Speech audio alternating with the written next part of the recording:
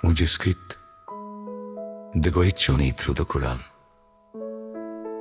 কেমন আছো তোমরা সবাই? আজ আমরা একটি জাদুর বই খুলব। এই বইয়ের প্রকৃতি পাতায় লুকিয়ে আছে সত্য ঘটনা, সাহস আর ভালোবাসার গল্প। তোমরা কি শুনতে প্রস্তুত? চলো বিসমিল্লাহ বলে শুরু করি। প্রথমেই আমরা জানব সূরা আল ফাতিহা সম্পর্কে। বন্ধুরা, তোমরা কি জানো একে কুরআনের মা বা উম্মুল কুরআন বলা হয়?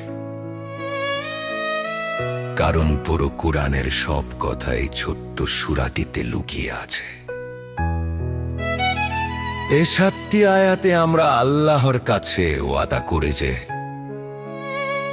আমরা শুধু তারই ইবাদত করব এবং বিপদে আপদে শুধু তার কাছেই সাহায্য চাইব। এটি হলো জান্নাতের চাবি। চাবি দিয়ে দরজা খুললেই আমরা দেখতে পাই শুরুর দিনের কথা। অনেক দিন আগে আল্লাহ প্রথম মানুষ আদম কি সৃষ্টি করলেন।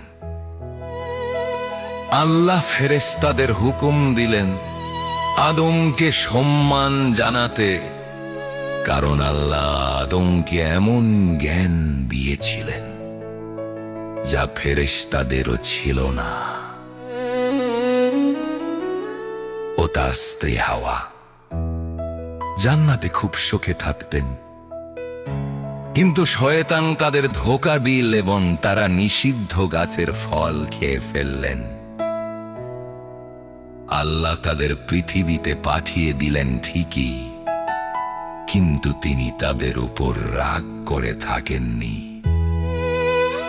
তিনি তাদের তওবা কবুল করলেন এবং পৃথিবীর প্রতিনিধি বা খলিফা বানালেন।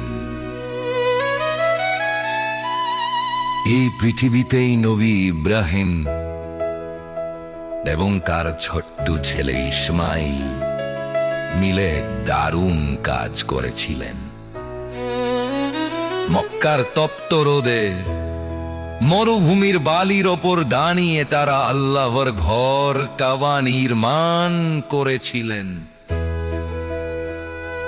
তারা পাথর গেঁথে গেঁথে এই ঘর তুলেছিলেন যাতে মানুষ সেখানে এক আল্লাহর ইবাদত করতে পারে।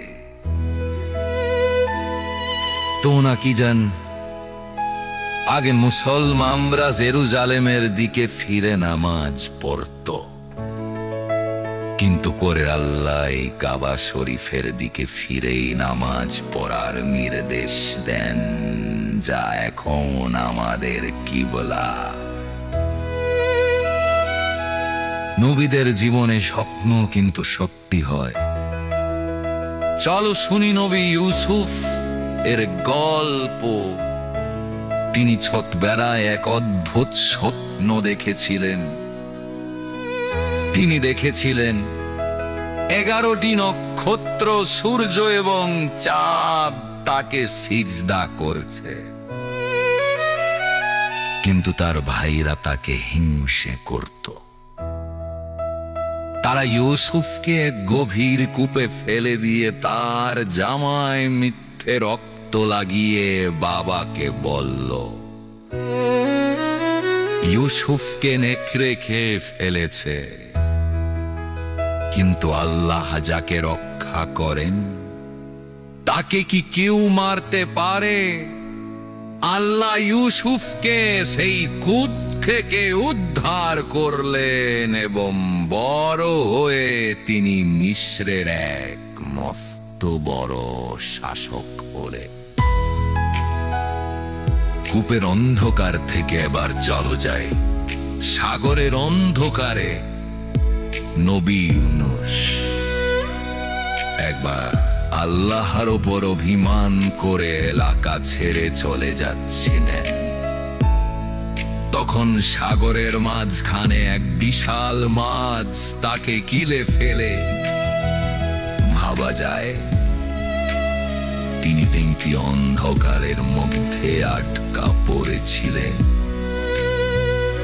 রাতের অন্ধকার, সাগরের অন্ধকার,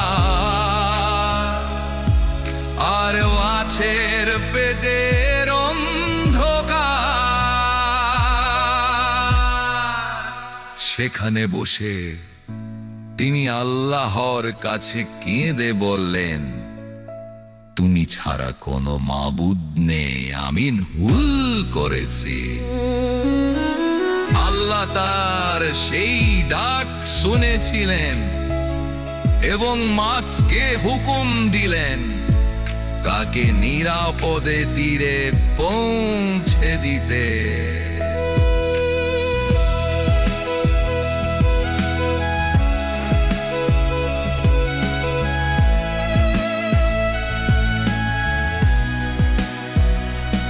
সাগরের মাছের মতো বনের পশু পাখিরাও নবীদের কথা শুনত।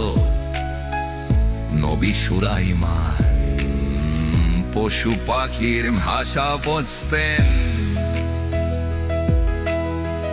একদিন তিনি তার বিশাল সেনাবাহিনী নিয়ে যাচ্ছিলেন।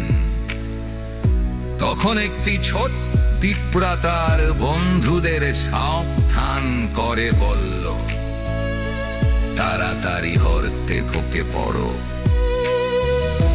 নইলে সুলাইমানের বাহিনী তোমাদের না জেনেই পিষে ফেলবে।